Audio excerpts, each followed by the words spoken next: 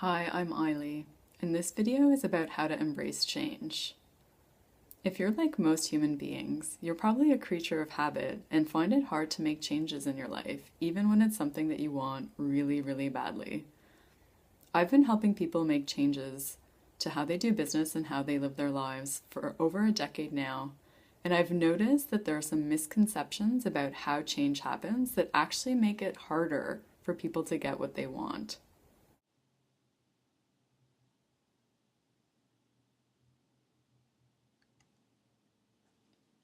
So I'm going to walk you through how we often try to make changes in our lives and then how changes are best made by looking at the actions that we take over time. So in this, hopefully you can see your old patterns and then make better choices next time.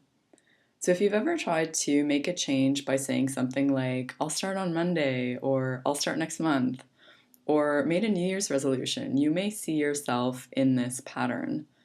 So the way that we often think about change is we pick a date and we think that that's going to be the magical moment that change is going to happen.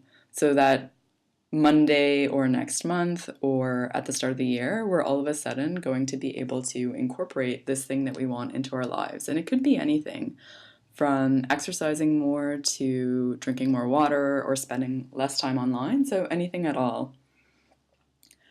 And what happens when we set that date is that we do absolutely nothing until that time comes. We may be thinking about it, we may be planning for it, but in terms of taking actual action, we're not really doing anything. And then what happens when that date comes is that there's an obstacle, and that obstacle is all of the conditions, assumptions, and expectations that we have about how this is supposed to work and what this change is supposed to look like in our lives. And what happens when we get to actually facing that is that it brings up a lot of fear and doubt. So things like, do I really know how to do this? Do I have the time? Is this the right time? Am I good enough? All that kind of stuff comes up and it turns into excuses. And we often decide that, you know what, I must have picked the wrong date.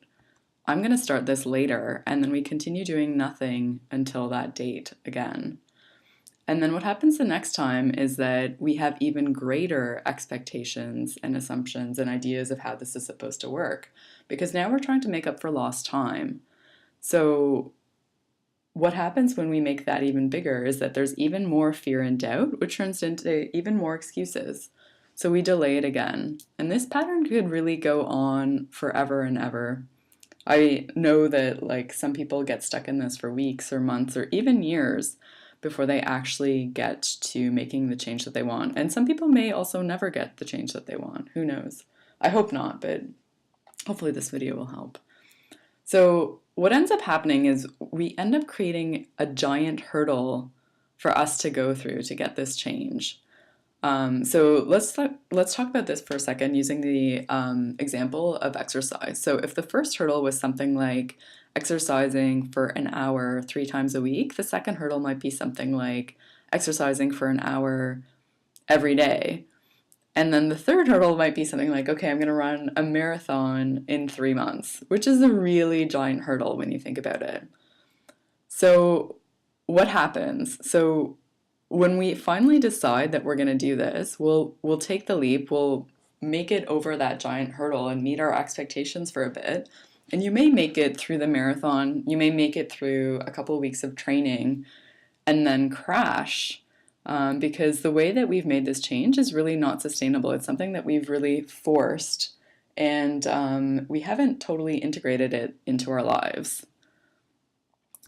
So now let's take a look at how change is actually best attempted. So change is actually best attempted by taking really, really small steps. So something like maybe going for a 5-minute walk and then adding in some stretching and adding in another 5 minutes when you've realized how much you enjoyed the first 5.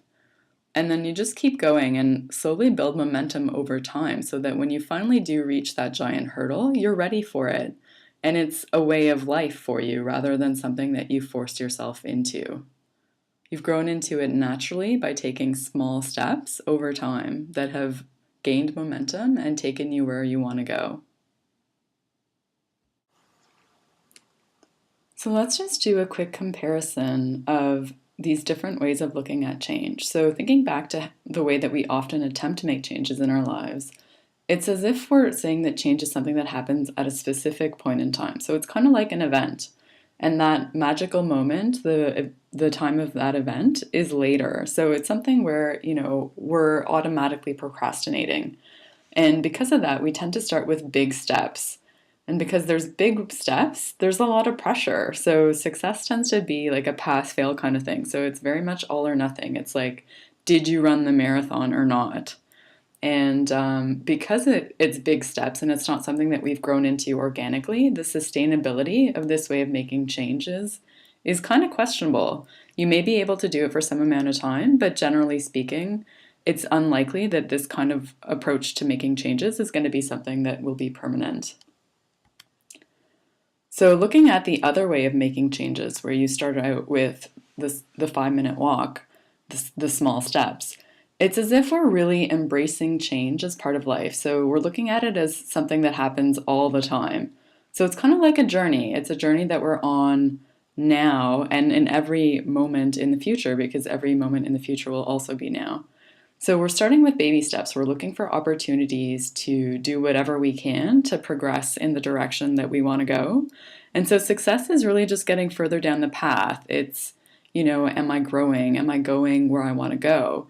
It's not the kind of harsh yes or no that it is in the other way of making changes.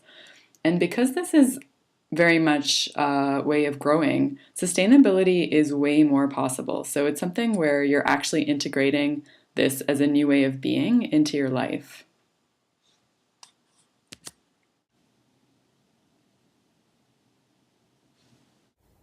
Okay, so what can we learn from this? When you see change as an event, you're building procrastination into the equation.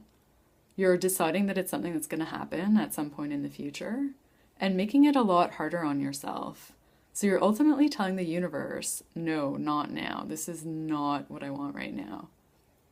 But when you see change as a journey, it means that you're saying yes, that you're telling the universe, now, I want this now.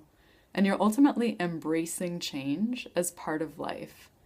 And the best way to do that is by taking action. So do something today to show that you're on a journey, going in the direction that you want to go.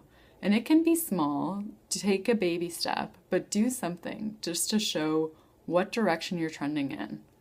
In the next video, I'll talk about how momentum builds once you start going in that direction. Thank you so much for watching, and we'll see you next time.